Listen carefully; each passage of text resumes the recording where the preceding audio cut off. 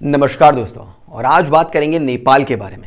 देखिए 3 करोड़ की आबादी वाला हमारा पड़ोसी देश नेपाल भी अब एक इकोनॉमिक क्राइसिस से गुजर रहा है। और नेपाल की इस इकोनॉमिक क्राइसिस की शुरुआत हुई थी 2015 में, जहां नेपाल के अंदर एक बहुत भयंकर भूकंप आया, जिसकी वजह से बहुत सारा नुकसान हुआ और वहां महंगाई बढ़ गई। इस बढ़े हुए इन्फ्लेशन की वजह से नेपाल ने वर्ल्ड बैंक से एक बड़ा सारा लोन ले लिया और धीरे धीरे अपने देश की सिचुएशन को और बढ़े हुए इन्फ्लेशन को ठीक कर ही रहे थे कि टाइम रहते आ गया कोविड, और जिसकी वजह से हमारा पड़ोसी देश एक और इकोनॉमिक क्राइसिस में गहराता चला गया।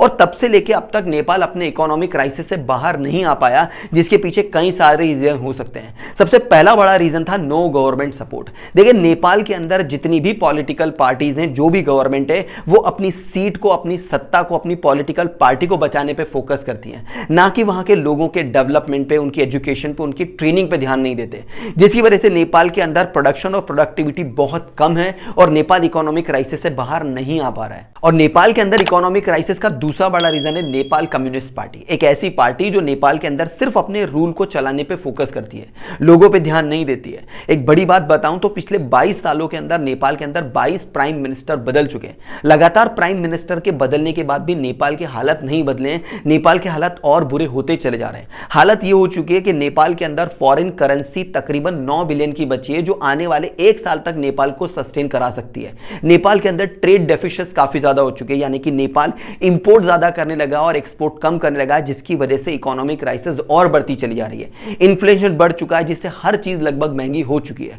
और इसी बात का फायदा उठाते हुए हमारा एक और पड़ोसी देश चाइना अब नेपाल को अपनी डेट ट्रैप पॉलिसी में फंसा रहा है। चाइना ने नेपाल के अंदर तकरीबन 20 बिलियन का इन्वेस्टमेंट करके नेपाल को अपनी डेट ट्रैप पॉलिसी में ऑलमोस्ट फंसा लिया है। और ये हम सब जानते हैं कि चाइना की डेट ट्रैप पॉलिसी से बाहर निकलना ऑलमोस्ट एक इंपॉसिबल टास्क है। वैसे भी नेपाल के अंदर फाइनेंशियल क्राइसिस है, इकोनॉमिक क्राइसिस है, प्राइम मिनिस्टर स्टेबल नहीं है, यानी कि पॉलिटिकल इनस्टेबिलिटी है, जिसके बाद चाइना का डेट ट्रैप पॉलिसी भी अब नेपाल के इकोनॉमिक क्राइसिस को और गहराता चला जाएगा।